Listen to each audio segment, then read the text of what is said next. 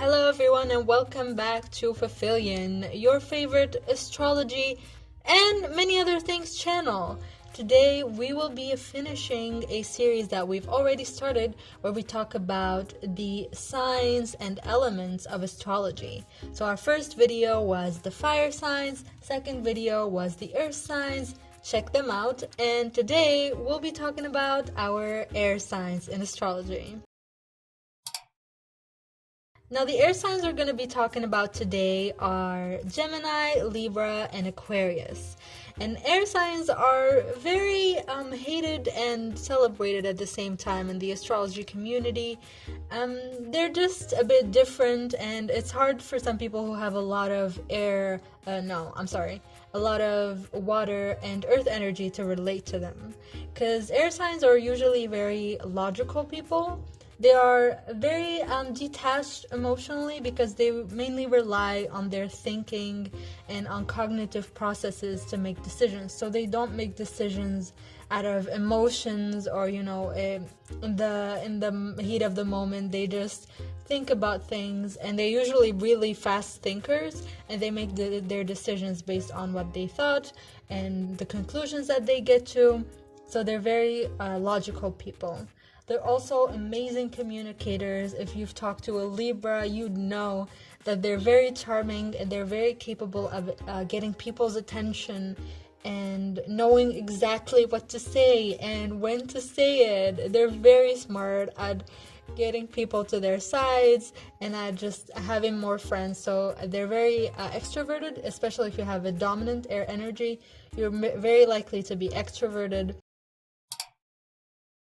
Let's start with our first sign, Gemini. Gemini is ruled by Mercury, which is a co-ruler with Virgo. It rules the third house of siblings, of communication, of media in some cases. It's represented by the twins, and it's a mutable sign, so it's very adaptable and flexible. Geminis are known mainly for being very intelligent people, and if you have Mercury in Gemini, you are very likely to be someone who is good academically and, both street smart and book smart. Gemini people are ones who are capable of looking into the nitty-gritty of the details and reaching the conclusions that they need to reach. And they're very good at just studying and working. They're just very intelligent people. I mean, whether that's writing an essay or solving a problem, they will get it done. They're very intelligent. They're also known for being very adaptable. So, they can have friends from every group. So they can have very geeky friends or friends who like to party or, astrology friends, if that's a thing. So they would have a lot of friends from a lot of places, and they would know exactly how to talk to each group. They have no problem adapting to the group that they're talking to, letting them know what they're thinking about. So they might have different opinions about different topics, and they know exactly what to say with the right group. Incredible communicators, Geminis. They may talk too much, that is true, but they tend to say the right things when they do. Now, amazing places to have Gemini are mainly the Sun and Mercury. The Sun is because it gives you this adaptable and flexible nature. It makes you someone who is capable of knowing a lot of people and having a lot of friends. And of course, Mercury is exalted in Gemini, so it makes for someone who's very smart, who looks into detail, and who is just very street smart and book smart. Now let's move on to Libra. Libra is represented by the scale, so balance is what we're looking at. It's ruled by the planet Venus, which is a co-ruler with Taurus. It is a cardinal air sign, okay? So we're looking at an air sign who wants to be at the top, who wants to be the best, and it rules the 7th house of relationships and partnership and business. Libras are people who really appreciate fairness and balance, okay? So if in any situation a Libra feels like there's a power struggle, or if someone is taking advantage of the other person, usually especially if they have Leo energy, they will not hesitate to tell you about it. They will tell you that it's unfair, and they just hate the feeling that there's something wrong, the balance is off. Also, something that they're really known for is being very oblivious, and I've noticed this a lot in Libra risings, is that they're of course, they're, as an air sign, they're capable of bringing people together, right? So they make a lot of groups of friends, they make their own squad and all, and then when you tell them, oh hey, you got us together and made this friend group, they'll be like, what? That wasn't me, that was you, Helen. Yeah, they're very oblivious.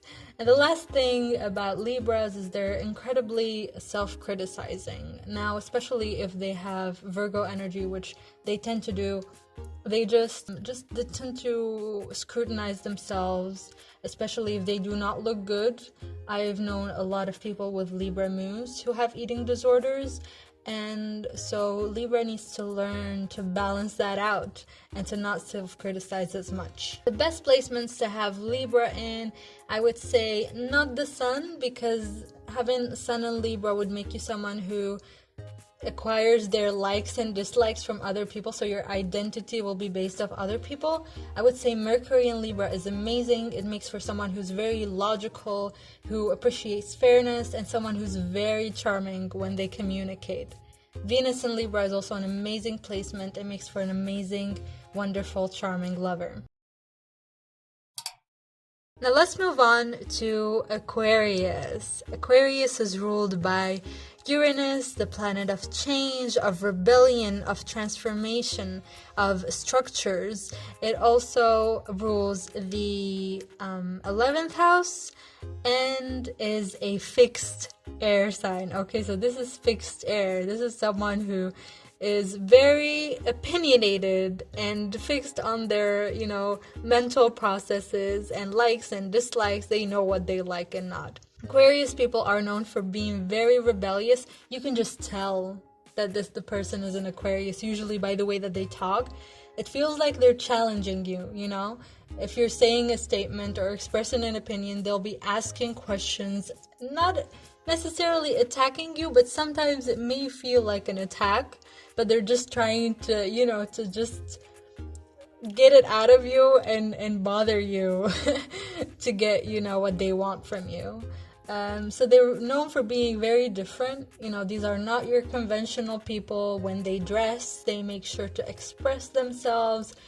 Usually they dye their hair. A lot of Aquarius dominant people dye their hair different colors, and they just love to express their difference and show it to the world. Especially they love to show it to the world. Aquarius people would make for great leaders because they just know how to bring people together. They function very well in a community. A lot of people with 11th house placement, they just know how to bring people together. These are the people that do charity. These are the people that use technology for making a website that maybe is used to vote. These people, they know how to do something for the greater good of everyone, and this is an amazing characteristic of Aquarius people. The best placement for Aquarius are the Sun and Mercury, in my opinion. The same with Gemini. I think a Sun in Aquarius makes for someone who's very independent, who relies on themselves, and who's very confident in what they think and their mental process. And in Mercury, it makes for someone who's very intelligent and, very smart person. Thank you so much for listening to this video. I've had an amazing time doing this series, and I really hope that the people who've watched it enjoyed it as well. In the next video of this series, we'll be talking about the water signs, and then after we finish this, we'll be talking about the planets and the different signs. So the first video will be Sun in the signs, Moon in the signs, etc. Thank you so much for watching Phaphilion. I really hope you enjoyed this video. If you have any suggestion or request, make sure to comment it, and I will see you in the next video. Bye!